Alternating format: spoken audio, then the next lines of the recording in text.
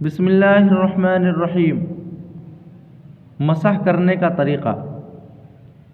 خفین پر مسح کرنے کا مسنون طریقہ یہ ہے کہ دونوں ہاتھوں کی انگلیاں کھول کر موزوں کے اگلے ظاہری حصہ سے اوپر پنڈلیوں کی طرف خط کھینچ دیا جائے، اور اگر انگلیوں کے ساتھ ہتھیلی بھی شامل کر لے تو بہتر ہے۔ اگر اس کے خلاف مسح کیا، مثلا پنڈلی سے انگلیوں تک خط کھینچا یا پیر کی چوڑائی میں مسح کیا تو مسح تو ہو جائے گا لیکن خلاف سنت ہوگا۔ ایک انگلی سے مسح۔ اگر ایک موزہ پر صرف ایک انگلی کو ایک ہی جگہ 3 مرتبہ کھینچ دیا جائے تو مسح صحیح نہ ہوگا۔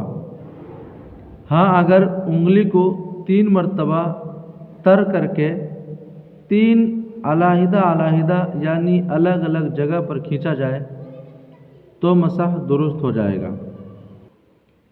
تلوے کی جانب سے مسح کا اعتبار نہیں۔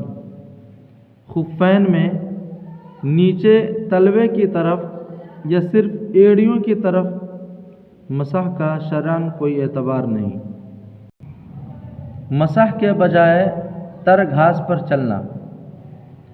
اگر کوئی شخص خفین پر مسح کرنے کے بجائے ایسی گھاس پر ٹہلے جو پاک پانی سے تر ہو، جس کی وجہ سے موزوں کا ظاہری اوپری حصہ پانی سے بھیگ جائے، تو اس سے بھی مسح علی الخفین کا وظیفہ ادا ہو جائے گا۔ کسی دوسرے شخص سے مسح کرانا۔ اگر کوئی شخص خفین پر خود مسح کرنے کے بجائے دوسرے شخص سے مسح کرا لے تو بھی مسح درست ہو جائے گا۔ چمڑا چڑھے ہوئے موزوں پر مسح۔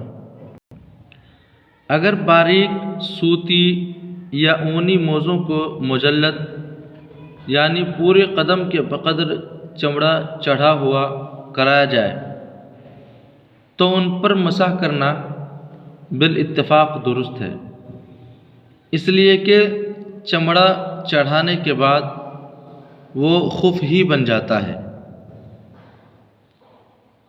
حوالہ: کتاب المسائل، جلد 1، صفحہ 199۔